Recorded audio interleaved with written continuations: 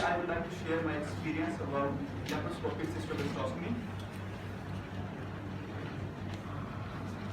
According to Atlanta classification of acute pancreatitis, year 2012, pancreatic pseudocyst is defined as an encapsulated, well-defined collection of the fluid with no or minimal solid component which occurs more than 4 weeks after the onset of pancreatitis. It usually takes about 4 to 6 weeks for a wart to mature and most of them resolve by 6 weeks.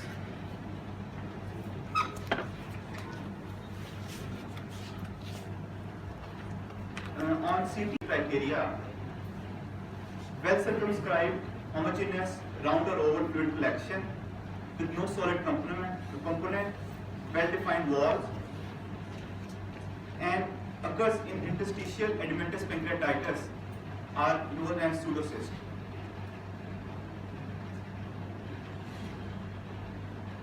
Patient with acute pancreatitis presenting to us, where we have a suspicion of acute pancreatitis with complications, we usually advise CT scan. On CT scan, you can see this is the pancreas and showing the acute inflammatory changes. You can be very well with the scan. In our ward, as our ward policy, we usually perform a repeat CT scan of such patients after 5 to 6 weeks to see is there any formation of a pseudocyst or not. And this is a repeat CT scan of the same patient after 6 weeks to show the formation of a pseudocyst, pancreatic pseudocyst.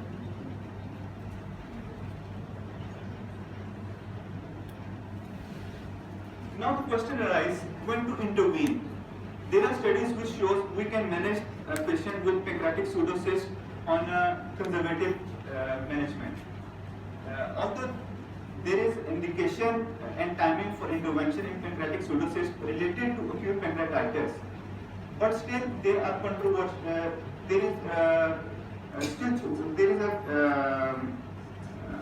consensus made that with large, persistent and symptomatic cysts should be drained since they are usually associated with complications like the cyst can rupture and other complication of which can lead to mortality of a patient. The internal drainage of the pancreatic pseudocyst, which is the method of choice, can be achieved by surgical and laparoscopic intervention.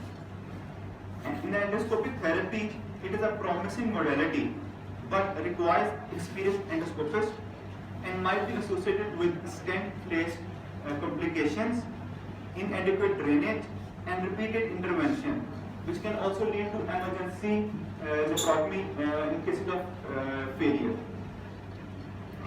Surgery continues to be the chief method for the pancreatic pseudocyst drainage, and laparoscopic pancreatic pseudocyst surgery is minimum invasive, provides detailed information about the location of pancreatic pseudocyst and the relationship with adjacent structures. With further added benefit, we can effectively drain the cyst. So, our experiences of the laparoscopic cystohysterectomy over a period of 3 years from 2013 to 15, we dealt about 16 patients with male to female ratio about 11 to 5, mean age of 52 years, average operative time of about 128 minutes, with hospital stay of 4 days. Talking about the complications, there was no intraoperative bleed, but one patient was converted open because of infected pancreatic pseudocyst. Post-op complications included 3 patients with upper GI bleed, which were dealt with endoscopy. We found to be there was some ooze from the stapler line, but there was no definitive hemorrhage. So we managed the patient with gastric lavage and PPI, double dose of PPI and transamine.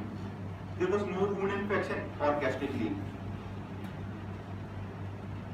Now I would like to briefly describe our experience. First of all, we need to know the steps of surgery. After creating a pneumoperitoneum, we identify the structures, the pseudocyst and the relation of the pseudocyst. perform interior gastrectomy, followed by posterior gastotomy. Sorry, interior gastotomy, posterior gastotomy. Then we aspirate the cystic fluid. We perform stapler anastomosis between the cyst and the stomach, that is cystogastroscopy. Remove all the necrotic material present in the cyst, wash it, and close the interior gastric wall. Now I will show you a brief video about our procedure. After creating pneumoperitoneum, we assess the internal structure, which is the stomach, showing the greater curvature and the lesser curvature, and the cyst lying behind the stomach. We hold the anterior stomach wall with the help of bowel grasper, and using an energy device, harmonic scalpel, we perform anterior gastroscopy.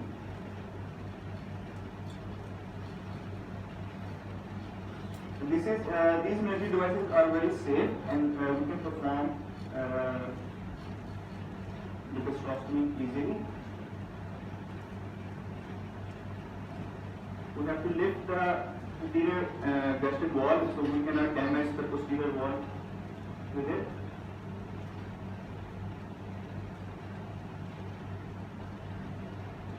After creating a hole in the interior gastric wall,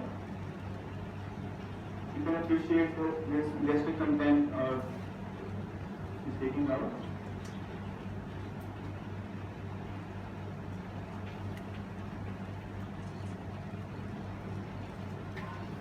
We do the section, and we lift up the posterior gastric wall and perform a posterior gastroscopy.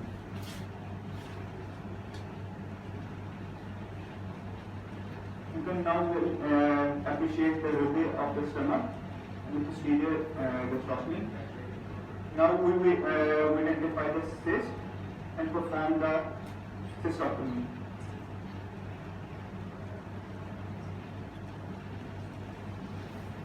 We are opening the cyst, and the content is coming into the stomach. We'll aspirate it and perform stapler cystogastroscopy. Using the stapler device, we join the cyst wall with the posterior gastric wall, and after that we will wash away all the necrotic material with the help of suction and irrigation.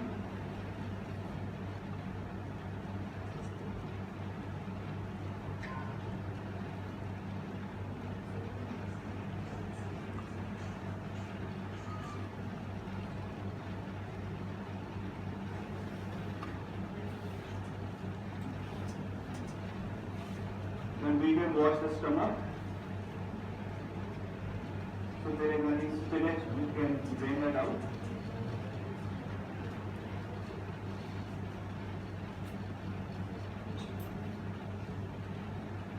After washing the stomach, using intracorporeal knocking, we tie up the interior gastric wall in 2 layers.